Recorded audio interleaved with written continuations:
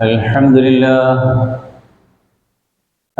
لله نحمده ونستعينه ونؤمن به ونتوكل عليه ونعوذ بالله من شرور أنفسنا ومن سيئات أعمالنا من يهده الله فلا مضل له ومن يضلل فلا هادي له وأشهد أن لا إله إلا الله وحده لا شريك له وأشهد أن محمدًا عبده ورسوله هو الذي أرسل رسوله بالهدى ودين الحق ليظهره على الدين كله وكفى بالله شهيدا اللهم صل على محمد وعلى آل محمد كما صليت على إبراهيم وعلى آل إبراهيم وبارك على محمد وعلى آل محمد كما باركت على إبراهيم وعلى آل إبراهيم إنك حميد مجيد أما بعد فإن خير الحديث كتاب الله وخير الهدي هدي محمد صلى الله عليه وسلم وشر الأمور محدثاتها وكل محدثة بدعة وكل بدعة ضلالة أيها الناس أوصيكم وإياي أولا بتقوى الله يا أيها الذين آمنوا اتقوا الله حق تقاته ولا تموتن إلا وأنتم مسلمون يا أيها الناس اتقوا ربكم الذي خلقكم من نفس واحدة وخلق منها زوجها وبث منهما رجالا كثيرا ونساء واتقوا الله الذي تساءلون به والأرحام إن الله كان عليكم رقيبا قال تعالى في قرآنه الكريم أعوذ بالله من الشيطان الرجيم بسم الله الرحمن الرحيم الذين آمنوا وتطمئن قلوبهم بذكر الله ألا بذكر الله تطمئن القلوب ബഹുമാന്യ മുഅ്മിനുകളെ മുഅ്മിനാത്തുകളെ സത്യവിശ്വാസികളെ വിശ്വാസിനികളെ അല്ലാഹുവിനെ സൂക്ഷിച്ചുകൊണ്ട് ജീവിക്കണേ എന്ന് പ്രത്യേകം വസിയത്ത് ചെയ്യുകയാണ്, ഉപദേശിക്കുകയാണ്. നമ്മൾ ജീവിച്ചുകൊണ്ടിരിക്കുന്ന ലോകത്ത് സമാധാനത്തിനു വേണ്ടി തേടുന്ന അലയുന്ന ഒരുപാട് മനുഷ്യരെ നമ്മൾ കാണുന്നു. എന്നാൽ അത്തരം ഒരു സമാധാനം ലഭിക്കാത്ത ആളുകളാകരുത് മുഅ്മിനുകൾ. വർഷങ്ങൾക്ക് മുമ്പ് സമാധാനം എന്നത് എല്ലാ സുഖസൗകര്യങ്ങളും ഉണ്ടായിട്ടും അത് ലഭിക്കാത്തതിൻ്റെ പേരിൽ ലോകം ചുറ്റി നടന്ന ഹിപ്പികൾ എന്നറിയപ്പെടുന്ന ആളുകളുണ്ടായിരുന്നു. ഇന്ന് ആ സമാധാനത്തിനു വേണ്ടി വിവിധ മതക്കാരായ ആളുകൾ പല ശാന്തി കേന്ദ്രങ്ങളും സംഘടിപ്പിച്ചുകൊണ്ടിരിക്കുന്നുണ്ട്. അത് മനുഷ്യനിർമ്മിതമായ പലതരത്തിലുള്ള ദൈവത്തോടടുത്തുകൊണ്ട് ലഭിക്കുമെന്ന് പ്രതീക്ഷിച്ചുകൊണ്ടിരിക്കുന്ന മന്ത്രങ്ങൾ ഉരുവിട്ട് ആളുകളെ സംഘടിപ്പിച്ച് പല വിധത്തിലുള്ള ആചാരങ്ങളും നടത്തിക്കൊണ്ടിരിക്കുന്നു. മുസ്ലിംകളെ സംബന്ധിച്ചിടത്തോളം ശാന്തി കേന്ദ്രങ്ങൾക്ക് വേണ്ടി ദുആ സദസ്സുകൾ, മജ്ലിസുൻ നൂറുകൾ, സൂഫിവര്യന്മാരെ പങ്കെടുപ്പിച്ചുകൊണ്ട് എന്ന നിലയിലുള്ള പലജാതി പ്രവർത്തനങ്ങളും നടത്തി വരുന്നുണ്ട്. ആത്മീയ സദസ്സുകൾ എന്ന നിലയിൽ ചില പരിപാടികൾ സംഘടിപ്പിക്കുന്നുണ്ട്. അതിന് ചിലരൊക്കെ ശവകുടീരങ്ങളെ ഉപയോഗപ്പെടുത്തിക്കൊണ്ടാണ്, അതിനോട് ബന്ധപ്പെടുത്തിക്കൊണ്ടാണ് ചെയ്യുന്നത്. ആ ശാന്തിയും സമാധാനവും കിട്ടാനാണ് നേർച്ചകളോ പരിപാടികളോ നടത്തിക്കൊണ്ടിരിക്കുന്ന നിലയിൽ വേറെ ചിലര് ചെയ്തുകൊണ്ടിരിക്കുന്ന ഏർപ്പാടുകൾ. നമുക്കറിയാം, വികലാംഗരായ ആളുകളെ, മാരകമായ രോഗങ്ങളിൽപ്പെട്ട ആളുകളെ, ഇവരെയൊക്കെ സംഘടിപ്പിച്ചുകൊണ്ട് ടൂറുകളും അതുപോലെയുള്ള അവർക്ക് സംഗമിച്ചുകൊണ്ട് കൈമുട്ടി പാടി ആശ്വസിക്കാനും സമാധാനിക്കാനും വേണ്ടിയൊക്കെയുള്ള സംഗമങ്ങളുമൊക്കെ നമ്മൾ നാട്ടിൽ സംഘടിപ്പിക്കുന്നത് കണ്ടുവരുന്നുണ്ട്. എന്നാൽ വിശ്വാസികളെ സംബന്ധിച്ചിടത്തോളം നമ്മളിൽപ്പെട്ട ഒരുപാട് ആളുകൾക്കുള്ള പരാതിയാണ്, ടെൻഷനാണ്, ജീവിക്കാൻ ഒരു ആശ്വാസമില്ല, സമാധാനമില്ല എന്ന്. ആരോട് ചോദിച്ചാലും പ്രശ്നങ്ങളും പരാതികളുമാണ്. എന്തെല്ലാം തരത്തിലുള്ള പരാതികളാണ്? മകന് തീരെ സുഖമില്ല, കച്ചവട സംബന്ധമായ കാര്യങ്ങളിൽ പുരോഗതിയില്ല, നാട്ടില് നടന്നുകൊണ്ടിരിക്കുന്ന ചില പ്രവർത്തനങ്ങളിൽ യാന്ത്രികമായി പങ്കെടുക്കുന്നു എന്നതല്ലാതെ, അല്ലെങ്കിൽ ഇബാദത്തുകളിലൊക്കെ പള്ളിയിൽ വരുന്നു, ഖുതുബ കേൾക്കുന്നു, നമസ്കാരത്തിൽ പങ്കെടുക്കുന്നു എന്നതൊക്കെ ഒരു യാന്ത്രികമായി നടന്നുകൊണ്ടിരിക്കുന്ന വസ്തുതകൾ മാത്രം. അതുകൊണ്ടൊന്നും സമാധാനം കിട്ടുന്നില്ല. രോഗിയായി വർഷങ്ങളായി കിടക്കുന്ന മാതാവ്, അല്ലെങ്കിൽ മക്കൾ, അല്ലെങ്കിൽ കുടുംബത്തിലെ പ്രശ്നങ്ങൾ, ഈ നിലക്ക് പലതരത്തിലുള്ള പ്രശ്നങ്ങളുമായി നമ്മളും ആ ടെൻഷന്റെ ലോകത്ത് ജീവിച്ചു കൊണ്ടിരിക്കുകയാണ്. കാശുള്ളവരാകട്ടെ, അവർക്ക് ഈ കാശിന്റെ പേരിൽ അതുമായി ബന്ധപ്പെട്ട ടെൻഷനുകളും പ്രശ്നങ്ങളും വേറെ കിടക്കുന്നു. അവർക്ക് കുടുംബപരമായ അസ്വസ്ഥതകളോ പ്രശ്നങ്ങളോ ആണ്, അല്ലെങ്കിൽ സമ്പത്ത് തൻ്റെ സ്വൈരം കെടുത്തുന്ന വിധത്തിലുള്ള ടെൻഷനുകളാണ്. അതുപോലെ ഇല്ലാത്ത ആളുകൾക്ക് ആ നിലക്കുള്ള പ്രയാസങ്ങളാണ്. അതില് നമ്മളും ഒട്ടും കുറവല്ല. കുടുംബ പ്രശ്നങ്ങളിൽ, മക്കളുടെ കാര്യത്തിൽ ഓട്ടിസം ബാധിച്ച് ഒരു മകനെ റൂമിൽ പൂട്ടിയിട്ട് അവൻ പുറത്തേക്ക് പോകുന്നത് പ്രശ്നമാണ്. ഓട്ടിസം ബാധിച്ച കുട്ടികളെ സംബന്ധിച്ചിടത്തോളം നമുക്കറിയാം, അവര് പ്രായമായാൽ നിയന്ത്രിക്കാൻ കഴിയില്ല. ഇങ്ങനെ വളരെയേറെ പ്രയാസപ്പെട്ടുകൊണ്ടിരിക്കുന്ന കുടുംബ അന്തരീക്ഷം, പിടിച്ചെടുത്ത് കിട്ടാത്ത മക്കൾ, അതേപോലെ തന്നെ പലതരത്തിലുള്ള പ്രശ്നങ്ങളും കൊണ്ട് മക്കളുടെ വിഷയത്തിൽ സമാധാനം, സ്വൈരം നഷ്ടപ്പെട്ടുകൊണ്ടിരിക്കുന്ന ഒരുപാട് പ്രയാസങ്ങൾ അനുഭവിച്ചു കൊണ്ടിരിക്കുന്ന ആളുകൾ, ഷുഗറായിട്ട്, അതുപോലെ തന്നെ അതുപോലെയുള്ള ശാരീരികമായ രോഗങ്ങൾ, ആ രോഗങ്ങളാൽ പ്രയാസപ്പെട്ടുകൊണ്ടിരിക്കുന്ന, ഹോസ്പിറ്റലുകൾ തേടി, അതിനേക്കാൾ ഉയർന്ന ഡോക്ടറെ തേടി, അതുപോലെ പലതരത്തിലുള്ള മോചന മാർഗങ്ങൾക്കും വേണ്ടി ഓടിക്കൊണ്ടിരിക്കുന്ന ഒരുപാട് മനുഷ്യർ. ഇങ്ങനെ സമാധാനമില്ലാത്ത കാര്യങ്ങളാണ് നമ്മളുടെ മുമ്പിൽ നമ്മൾ കാണുന്നത്. സഹോദരങ്ങളെ, ഇവിടെ രണ്ട് വിധത്തിലുണ്ട് വിഷയങ്ങൾ.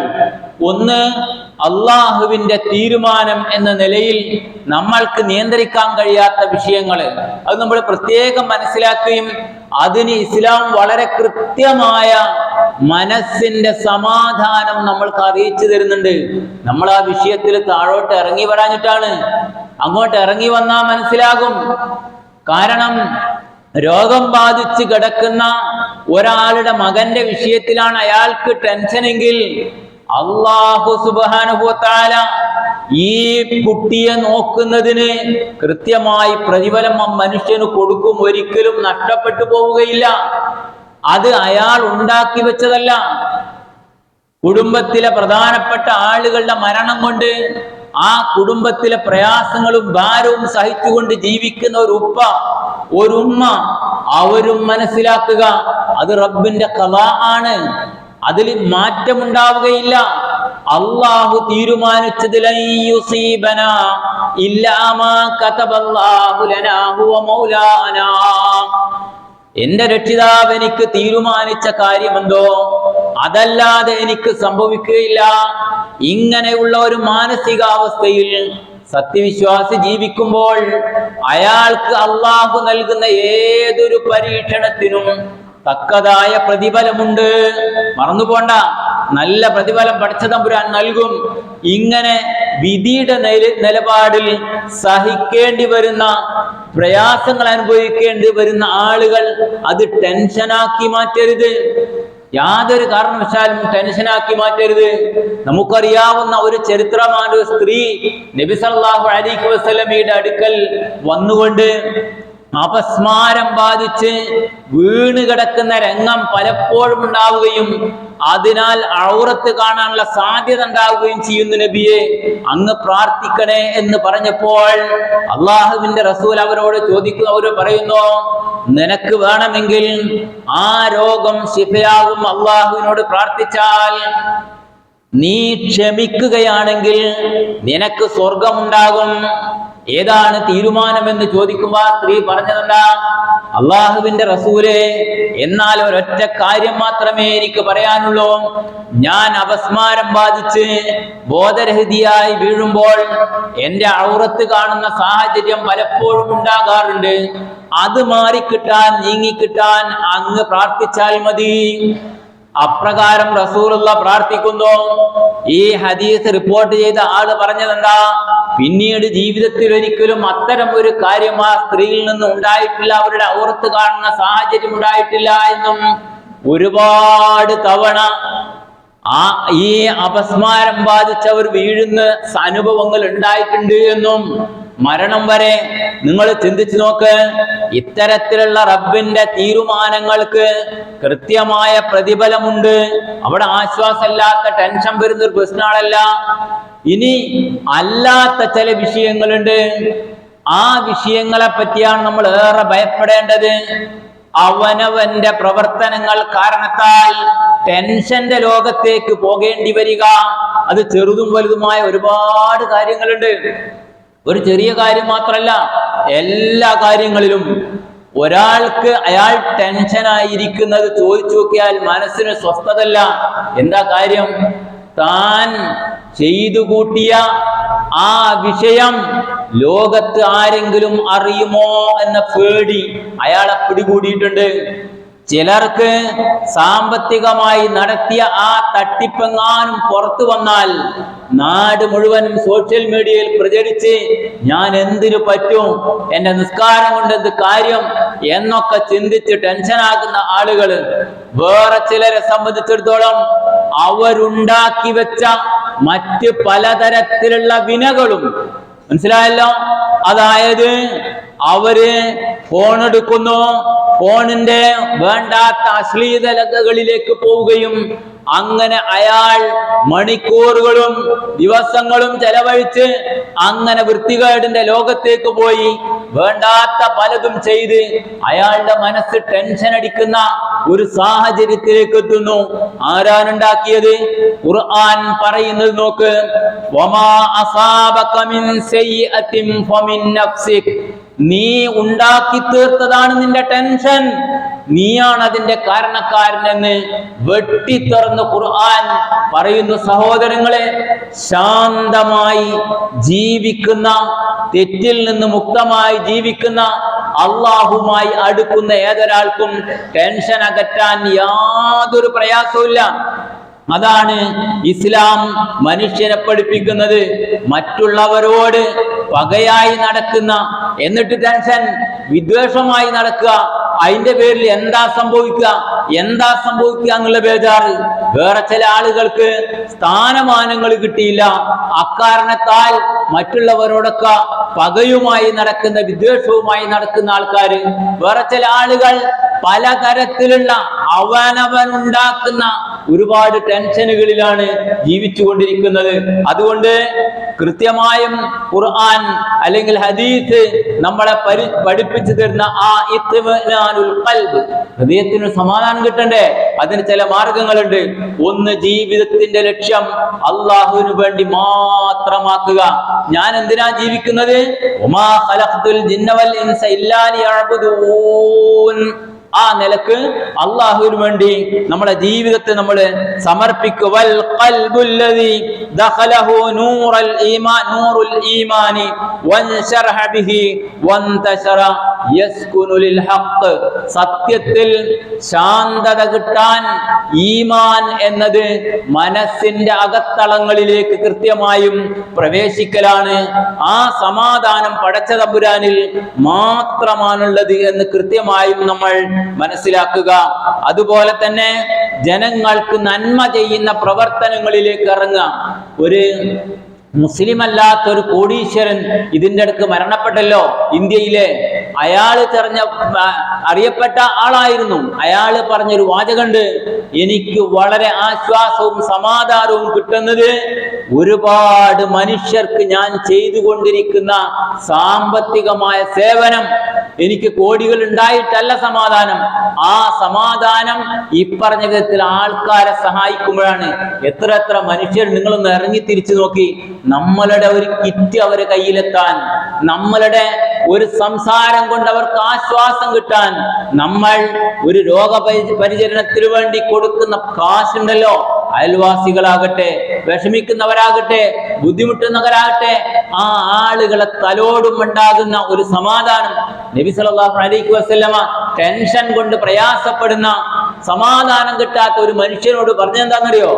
നീ യത്തീമിനെ തലോടുക, പരിചരിക്കുക എന്നതാണ്. അത് നമ്മൾ ചെയ്തു നോക്കിയാൽ ആ ഒരു ആശ്വാസം ചില്ലറയല്ല. അതുകൊണ്ടാണ് നബി പറഞ്ഞത്, നീ ഒരു നന്മ ചെയ്യുന്നുവെങ്കിൽ നിനക്കതേറെ സന്തോഷമുണ്ടാക്കും.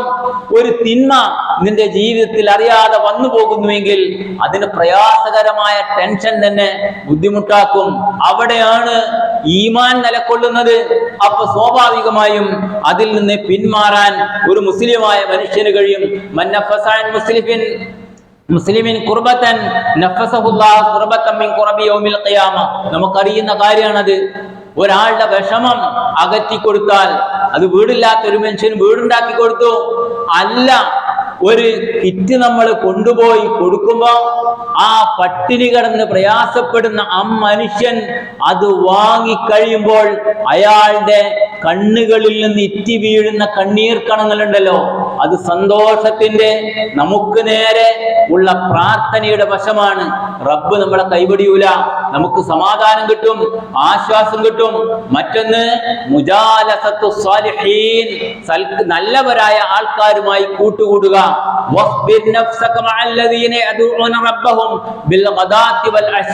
സൂറത്തുൽ കഹ്ഫിൽ നമ്മൾ ഓതിക്കൊണ്ടിരിക്കുന്നതാണ്.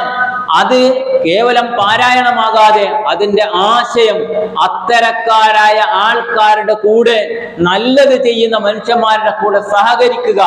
എന്തെല്ലാം കാര്യങ്ങളുണ്ട്, അതിലൊക്കെ നമ്മൾ സഹകരിക്കുക, ഭാഗവാക്കുകളാവുക. നബി സല്ലല്ലാഹു അലൈഹി വസല്ലമ പട്ടിണി പാവങ്ങളായ ആൾക്കാരുടെ കൂടെ അവർ ദീനിൽ നിലകൊള്ളുന്നതിനാൽ അവരുടെ കൂടെ വിയർപ്പിന്റെ ഗന്ധം വിട്ടുമാറാത്ത വസ്ത്രം, ആ വസ്ത്രത്തിന്റെ വാസന അനുഭവിച്ചുകൊണ്ട് തന്നെ ഖബ്ബാബ് റളിയല്ലാഹു അൻഹുവിന്റെയും സഹാബികളിൽപ്പെട്ട ദരിദ്രവാസികളുടെയും കൂടെ നബി ഒന്നിച്ച് ജീവിച്ചതും അവരുടെ ദുഃഖങ്ങളിലും പ്രയാസങ്ങളിലും പങ്കാളികളായതും ഇസ്ലാമിക ചരിത്രത്തിൽ നമുക്ക് കാണാൻ കഴിയും. മറ്റൊന്ന് അഖിമിസ് സ്വലാത്ത ലിദിക്രി, രാത്രി നമസ്കാരം പോലെയുള്ള കാര്യല്ലേ. ചിന്തിച്ചു നോക്കി, സമാധാനം എന്ന് പറഞ്ഞതേ നമുക്ക് അങ്ങാടി പോയാൽ കിട്ടുന്ന സംഗതിയല്ല. നമ്മൾ അത് ഉണ്ടാക്കിയെടുക്കാൻ കഠിനാധ്വാനം നടത്തണം. അതിൽപ്പെട്ട പ്രധാനപ്പെട്ട കാര്യമാണ് എപ്പോഴെങ്കിലും എഴുന്നേറ്റിട്ട് ഒരു 2 റക്അത്ത് നിസ്കരിച്ച് പാതിരാത്രിയിൽ മനുഷ്യന്മാരൊക്കെ കിടന്നുറങ്ങുന്ന സമയത്ത് ഒന്ന് അള്ളാഹിനോടൊന്ന് പറഞ്ഞു നോക്കി മനുഷ്യന്മാരെ, നമുക്കെല്ലാവർക്കും സമാധാനം ഉണ്ടാവും. എന്തൊരാശ്വാസമായിരിക്കും ആ സമയത്ത് ഉണ്ടാകുക. ഖിയാമുൽ ലൈൽ തതജാഫാ ജുനൂബുഹും അനിൽ മലാജിഇ യദ്ഊന റബ്ബഹും ഖൗഫൻ വതമഅ. പാതിരാത്രിയിൽ ശയ്യകളിൽ നിന്ന് എഴുന്നേറ്റുകൊണ്ട് അള്ളാഹുവിന്റെ ശിക്ഷ ഭയപ്പെട്ടുകൊണ്ടും അള്ളാഹുവിന്റെ കൂലി പ്രതീക്ഷിച്ചുകൊണ്ടും പ്രാർത്ഥിക്കുന്നവർ, ആ ഒരു പ്രാർത്ഥന എന്തൊക്കെ ഉണ്ടാവും ജീവിതത്തിൽ വന്നുപോയ എല്ലാ കാര്യങ്ങളും അള്ളാഹുവിൽ സമർപ്പിച്ചുകൊണ്ടുള്ള സന്തോഷത്തോടു കൂടിയുള്ള ആ പ്രാർത്ഥന. അള്ളാഹുവേ, ഞാൻ ഒരുപാട് പോരായ്മകൾ ജീവിതത്തിൽ വന്നിട്ടുണ്ട്, ഞാൻ ടെൻഷന്റെ ലോകത്താണ് റബ്ബേ. എന്റെ കുടുംബത്തിൽ എന്റെ മകന്റെ പ്രശ്നമുണ്ട്, എന്റെ അയൽവാസിയുടെ പ്രശ്നമുണ്ട്, എന്റെ മാതാപിതാക്കളുടെ പ്രശ്നമുണ്ട്, ഞാൻ തന്നെയും രോഗത്തിന്റെ കടിച്ചമർത്തുന്ന വേദനകൾ തിന്നുകൊണ്ട് ജീവിക്കുന്ന ആളാണ് റബ്ബേ എന്ന് ആ പടച്ച തമ്പുരാനോടൊന്ന് പറഞ്ഞു നോക്കി. ഉദ്ഉനി അസ്തജിബ് ലക്കും, ഉത്തരം കിട്ടും, ആശ്വാസം കിട്ടും. വിശാലമായ ഒരു ഹദീസ്, അത് സംബന്ധമായി ഹദീസ്, വിശാലമായ ഹദീസിൽ നമുക്കത് കാണാൻ കഴിയും. എന്താണ് നബി സല്ലല്ലാഹു അലൈഹി വസല്ലം പറയുന്നത്? തീർത്തും ഈ അവസരത്തിൽ വായിക്കാൻ സാധ്യമല്ല. എന്താ റസൂലുള്ളാഹി സ്വല്ലല്ലാഹു അലൈഹി വസല്ലം പറയുന്നത്? വഅലൈക അൻ തുഹാഫിദി അലൽ ഫറായിദ്, കൃത്യമായി ജമാഅത്ത് നമസ്കാരത്തിൽ നീ പങ്കെടുക്കണം, നീ അക്കാര്യത്തിൽ ശ്രദ്ധിക്കണം. സുന്നത്ത് നമസ്കാരങ്ങൾ നിന്നെ പടച്ചവനുമായിട്ട് അടുപ്പിക്കും. അള്ളാഹ്ക്ക് ഏറ്റവും ഇഷ്ടമുള്ള കാര്യമാണ്. മനസ്സിന് സമാധാനം കിട്ടാൻ എന്ന നിലയിൽ പഠിപ്പിച്ചു തരുന്ന ഈ കാര്യം, നല്ല പ്രവർത്തനങ്ങളിൽ പങ്കാളികളാവുക. നിങ്ങൾ നോക്ക്, ഇൻഷാ അല്ലാഹ് ഇന്ന് വൈകുന്നേരം തന്നെ ആദർശ വിശദീകരണ ക്ലാസ് 6:30 ഇൻഷാ അല്ലാഹ് നമ്മുടെ പള്ളിയുടെ അങ്കണത്തിൽ വെച്ച് നടക്കുകയാണ്. പഠിക്കാൻ, കേൾക്കാൻ, ഈ ഇൽമ് ലഭിക്കുന്ന അവസരങ്ങൾ ഉപയോഗപ്പെടുത്താൻ, അഅ്മാലുൽ ഖൈർ അത്തരം കാര്യങ്ങളിൽ പങ്കെടുക്കാൻ നമ്മൾ ശ്രദ്ധിക്കുക. പഠിച്ചവന് ഇഷ്ടമില്ലാത്ത കുറെ കാര്യങ്ങളുണ്ട്. ഖുത്ബ കേൾക്കുന്ന ആളുകൾ മനസ്സിലാക്കുക, എന്റെ അടുത്തുണ്ടാകാം, നിങ്ങളുടെ അടുത്തുണ്ടാകാം, ഏതാണ് എന്ന് ഞാൻ പറയണ്ട. നമ്മളെ മനസ്സ് നമ്മളോട് പറയും, എന്റെ ഈ തെറ്റായ നിലപാട് കൊണ്ടാണ് എനിക്ക് സമാധാനം കിട്ടാത്തത് എന്ന് ഓരോരുത്തരുടെയും മനസ്സ് പറയുന്നുണ്ടാവും. അതങ്ങ് ഒഴിവാക്കളയാ. അതാണ് ഹദീസ് ഞാൻ പറഞ്ഞല്ല, അള്ളാഹ് തൃപ്തിപ്പെടാത്ത ചെറുതും വലുതുമായ മുഴുവൻ കാര്യങ്ങളും ഉപേക്ഷിക്കുക.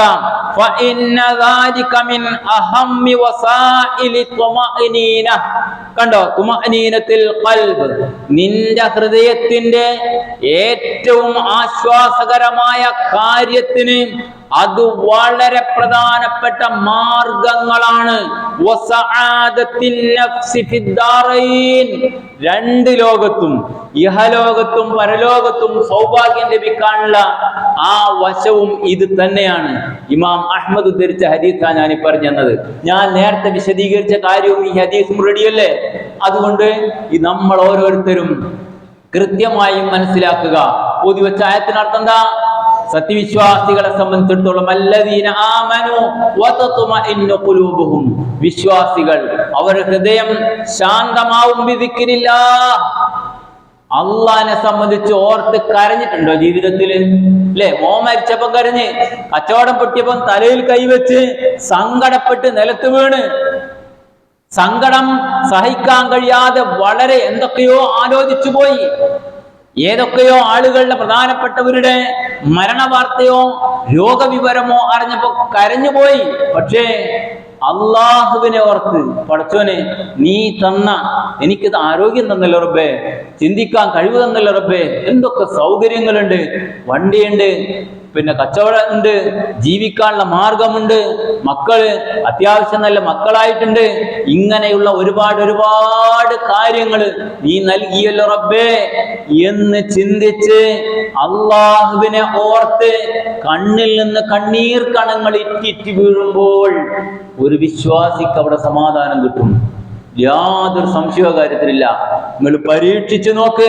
എപ്പോഴായിരിക്കണം? എല്ലാവരും കിടന്നുറങ്ങുക. നമ്മൾ ആ പാതിരാത്രിയിൽ എപ്പോഴെങ്കിലും, എല്ലാ ദിവസവും പോകണം ഞാൻ പറയുന്നില്ല, എപ്പോഴെങ്കിലും ഒന്ന് എഴുന്നേറ്റ് ഒന്ന് ഒളുവെടുത്ത് പടച്ച തമ്പുരാനോട് ഒന്ന് അടുക്കുകയും അള്ളാഹുവുമായി തന്റെ പോരായ്മകൾ മനസ്സിന്റെ ഉള്ളിൽ നിന്ന്, ഇന്ന വശങ്ങളുണ്ട് റബ്ബേ, ഇത് എന്നിൽ വന്ന പോരായ്മയാണ് റബ്ബേ എന്ന് അള്ളാഹിനോട് പറഞ്ഞൊന്ന് പ്രാർത്ഥിക്കുകയും അവന്റെ അനുഗ്രഹത്തിന് വേണ്ടത്ര നന്ദി പറഞ്ഞില്ലല്ലോ എന്ന് തോന്നിക്കൊണ്ട് ഒരു സങ്കട കണ്ണീര് വരികയും ചെയ്യുന്ന ഒരു സാഹചര്യങ്ങൾ ഉണ്ടാക്കി നോക്ക്. സമാധാനം ഉണ്ടാവും.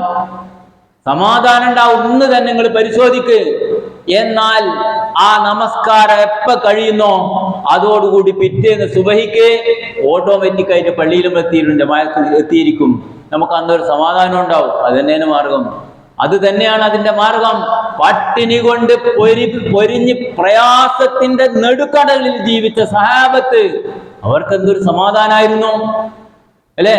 രാത്രി ഹിജ്റ പോയപ്പോ ശഅബാബി താലിബ് പോയ സഹാബി പറഞ്ഞില്ലേ, എന്തോ ഞാൻ ഇങ്ങനെ തപ്പി നോക്കി, കൂരിരുട്ടാണ്, എന്താണെന്ന് മനസ്സിലായില്ല, കയ്യിൽ കിട്ടിയത് വിശന്ന് പൊരിഞ്ഞ ആ ഘട്ടത്തിൽ ഞാൻ ഭക്ഷിച്ചു. അത് വല്ല ജന്തുവിന്റെയും കാട്ടമാണോ എന്ന് പോലും എനിക്കറിയില്ല. അങ്ങനെയുള്ള ആ സഹാബത്തിന് സമാധാനം ഉണ്ടായോ? ആശ്വാസം ഉണ്ടായോ? ഇല്ലേ? ഉണ്ടായില്ലേ? റളിയല്ലാഹു അൻഹും വറദു അൻഹു. അവരെ സംബന്ധിച്ച് അല്ലാഹ് പറഞ്ഞു, എന്നിട്ടും അള്ളാഹിനെ തൃപ്തിപ്പെട്ടു. അപ്പൊ അള്ളാഹു അവർക്ക് ആശ്വാസം നൽകി. എന്തൊരു സമാധാനം!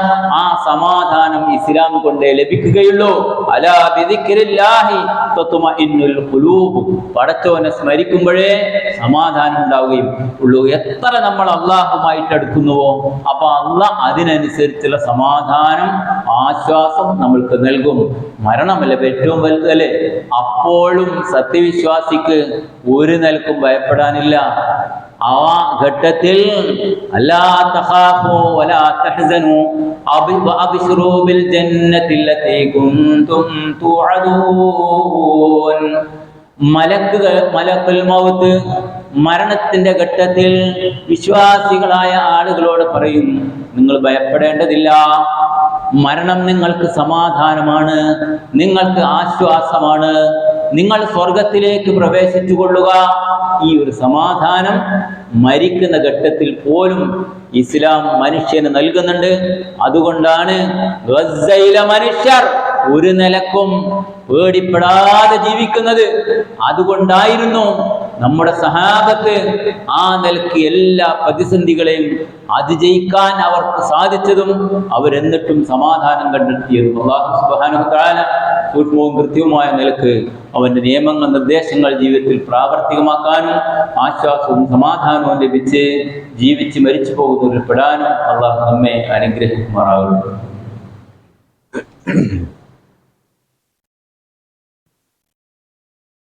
അൽഹംദുലില്ലാഹി നഹ്മദുഹു വനസ്തഈനുഹു വനുഅ്മിനു ബിഹി വനതവക്കലു അലൈഹി. اللهم صل على محمد وعلى آل محمد أيها الناس أوصيكم ثانيا وإياي بتقوى الله. ബഹുമാന്യ മുഅ്മിനുകളും മുഅ്മിനാത്തുകളും, അള്ളാഹുവിനെ സൂക്ഷിച്ചുകൊണ്ട് ജീവിക്കണേ എന്ന് ഒരിക്കൽ കൂടി വസിയത്ത് ചെയ്യുകയാണ്, ഉപദേശിക്കുകയാണ്. സാന്ദർഭികമായി ശഅബാനുമായി ബന്ധപ്പെട്ട ചില കാര്യങ്ങൾ സൂചിപ്പിച്ചിരുന്നല്ലോ. ശഅബാൻ 15 ചിലർക്ക് പെരുന്നാൾ പോലെയാണ്. ലഡു വിതരണം വരെ നടത്തുന്ന ആളുകളുണ്ട്. അതുപോലെ ഒരുപാട് അന്ന് നോമ്പ് എന്ന് പറഞ്ഞാൽ സുന്നത്തായ നോമ്പുകളെ ഒന്നും പരിഗണിക്കാതെ ആ ശഅബാൻ 15 മാത്രം വലിയ ഒരു നോമ്പാക്കി ആചരിക്കുന്ന ഏർപ്പാടുകൾ നാട്ടിലുണ്ട്. 13, 14, 15 എല്ലാ മാസവും സുന്നത്താണ്. അതിനല്ല നമ്മൾ പറയുന്നത്. മറിച്ച് ആ 15-ാം രാവിലെയുള്ള നമസ്കാരം, പ്രത്യേക നിസ്കാരമുണ്ട് എന്ന്, അതുപോലെ തന്നെ പകലിലെ നോമ്പുണ്ട് എന്ന് പറഞ്ഞുകൊണ്ടുള്ള ആ ഹദീസ് ദഈഫാണെന്ന് മാത്രമല്ല അതിന് പ്രാധാന്യം നൽകുകയും അങ്ങനെ ചെയ്യുകയും ചെയ്യുന്ന ആളുകൾ അത് ബിദ്അത്താണ് എന്ന് മനസ്സിലാക്കുക. ശഅബാൻ 13, 14, 15 അതെല്ലാ അറബി മാസങ്ങളിലും സുന്നത്തായ നോമ്പാണ്. അതിന് സംശയമില്ല. അതിനെ സംബന്ധിച്ചല്ല ഉദ്ദേശിക്കുന്നത്. പിന്നെ നോമ്പും പ്രായശ്ചിത്തങ്ങളും വിശദീകരിച്ച് പറയാനുള്ള അവസരമല്ലല്ലോ. അത് നമ്മൾ ശ്രദ്ധിക്കേണ്ടതുണ്ട്. ഒരു റമദാൻ മുതൽ അടുത്ത റമദാന്റെ ഇടയിൽ അതിന് പരിഹാരം കാണണം. നഷ്ടപ്പെട്ട നോമ്പുകൾക്ക് അത് പ്രായശ്ചിത്തമാകാം. അതുപോലെ തന്നെ നോമ്പെടുത്തുകൊണ്ട് ആ കാര്യം പരിഹരിക്കാം. അതല്ലാത്ത നിലക്ക് ഫ്രീ ആയി വിടാൻ പറ്റില്ല എന്ന് മനസ്സിലാക്കുകയും ശഅബാൻ തീരുന്നതിന് മുമ്പായി അത്തരം കാര്യങ്ങൾക്ക് ഫിദിയ നൽകിക്കൊണ്ടോ നോമ്പെടുത്ത് വീട്ടിക്കൊണ്ടോ ആ കാര്യം പൂർത്തിയാക്കണമെന്ന് സാന്ദർഭികമായി ഉണർത്തുകയാണ്. ഫിദിയയും അതുമായി ബന്ധപ്പെട്ട കാര്യങ്ങളുമൊക്കെ മനസ്സിലാകാത്ത ഏതെങ്കിലും വശങ്ങൾ ഉണ്ടെങ്കിൽ അത് സൂക്ഷ്മമായി പഠിക്കുകയും മനസ്സിലാക്കുകയും എന്നിട്ട് അത് ജീവിതത്തിൽ പ്രാവർത്തികമാക്കുകയും ചെയ്യുക. അല്ലാഹു സുബ്ഹാനഹു വ തആല ഇത്തരം കാര്യങ്ങളെല്ലാം സൂക്ഷ്മമായി മനസ്സിലാക്കാനും അത് അള്ളാഹുവിൻ്റെ നിയമനിർദ്ദേശങ്ങളാണ് ഈ വിഷയത്തിൽ പാലിക്കുന്നവരിൽ പെടാനും നമ്മെ എല്ലാവരെയും അനുഗ്രഹിക്കുമാറാകട്ടെ. രോഗങ്ങളിൽ നിന്നും പ്രയാസങ്ങളിൽ നിന്നെല്ലാം കാരുണ്യമായ റബ്ബ് നമ്മെ കാത്തുരക്ഷിക്കുമാറാകട്ടെ. اللهم اغفر للمؤمنين والمؤمنات والمسلمين والمسلمات الأحياء منهم والأموات إنك مجيب الدعوات وقاضي الحاجات. ربنا آمنا فاغفر لنا ذنوبنا وكفر عنا سيئاتنا وتوفنا مع الأبرار. ربنا تقبل منا إنك أنت السميع العليم وتب علينا إنك أنت التواب الرحيم.